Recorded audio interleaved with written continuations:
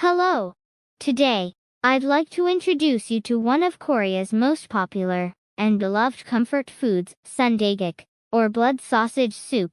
In Korea, sundaeguk is a staple dish, much like tonkotsu-ramen in Japan, pho in Vietnam, hamburgers in the U.S., pad thai in Thailand, or nasi goreng in Indonesia. First, let's talk about the dish itself. Despite its name, Sunday blood sausage isn't the main ingredient. It's actually pork head meat. Sunday is added in smaller amounts. And what's interesting is that Sunday comes in a variety of forms, depending on the region and personal preference. The most common type is glass noodle sundae, made by stuffing pork intestines with glass noodles. It has a chewy yet light texture. There's also pig's blood sundae pisundae, where pig's blood is added for a richer, more nutritious flavor. Beyond these, there are vegetable sundae and garlic sundae, made by adding a mix of veggies or garlic to enhance the taste. These types of sundae have developed regionally across Korea.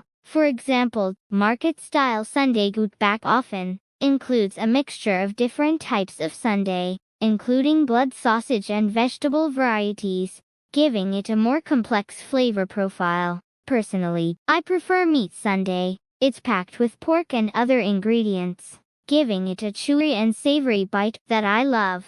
Now, when you're looking for a great sundaeguk restaurant, there are a few key factors to consider. First and foremost, the pork should have no strong odor. Some people think that the strong pork smell is essential, like in Busan's famous pork soup, but I strongly disagree. The odor comes from improper handling of the ingredients. So a clean, odor-free taste is key. Second, it's all about how much pork head meat they add. The more meat, the better.